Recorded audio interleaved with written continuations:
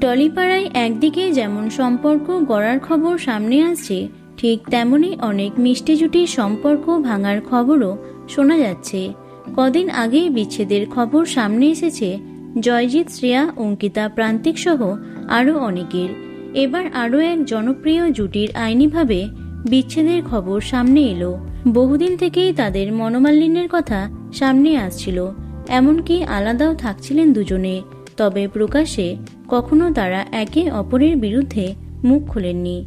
তাই অনেকেই ভেবেছিল হয়তো আগামী দিনে সবকিছু ঠিক হয়ে যাবে তাদের মধ্যে। তবে না, সেটা আর হলো না। কথা হচ্ছে যিশু নীলাঞ্জনার সম্পর্কে। শুক্রবার মাঝরাতে সোশ্যাল মিডিয়ায় একটি পোস্ট করেছেন নীলাঞ্জনা। কোনো কিছু যখন শেষ হয়, এর কারণ এটা নয় যে সেটি অর্থহীন হয়ে পড়েছিল। কারণ হলো আমাদের গঠন করার কাজ শেষ করে ফেলেছে সেটি। আর যখন এই অধ্যায়টি শেষ হলো, আমার মনে শুধুই কৃতজ্ঞতা। যখন আমি নিজেকে চিনতাম না, তখন এটি আমাকে যা দিয়েছিল তার জন্য। মর্যাদা ধরে রাখতে এটি আমাকে শিখিয়েছে, তার জন্য। আমার ভেতরে নীরবে বেড়ে ওঠা স্বাধীনতার জন্য, এবং যে আত্মসম্মানবোধ আপসহীন হয়ে উঠেছে তার জন্য।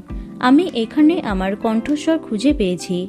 নীলাঞ্জনার এই পোস্টে আরও লেখা, আমি শিখেছি যে আমার নিজের ভার নিজেই বহন করতে পারি। আজ যা শেষ হচ্ছে তা আমাকে শূন্য করে দিয়ে যাচ্ছে না। এটি আমার মধ্যে স্পষ্টতা, সাহস এবং নিজের প্রতি গভীর আস্থা হিসেবে বেঁচে থাকবে। এটি এমন একটা সমাপ্তি যা আমি শ্রদ্ধা ও পূর্ণ হৃদয়ে গ্রহণ করছি। বর্তমানে টলিউডের অন্যতম সফল মহিলা প্রযোজক হলেন নীলাঞ্জনা শর্মা। তার নিনি চিনি মাম্মাস প্রোডাকশন থেকে বেশ কিছু জনপ্রিয় ধারাবাহিক চলছে ছোট পর্দায়। মডেলিং দিয়ে কেরিয়ার শুরু করেছিলেন তিনি। মুম্বাইয়ের গ্ল্যামার ইন্ডাস্ট্রির পরিচিত মুখ ছিলেন নীলাঞ্জনা।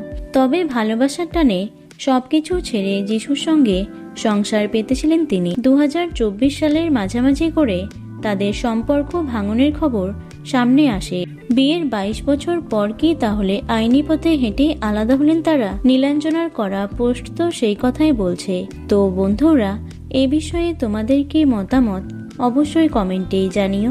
ভিডিওটি লাইক এবং শেয়ার করো। এছাড়াও টলি দুনিয়ার অন্যান্য খবর পেতে চ্যানেলটি অবশ্যই সাবস্ক্রাইব করে রেখো। ধন্যবাদ।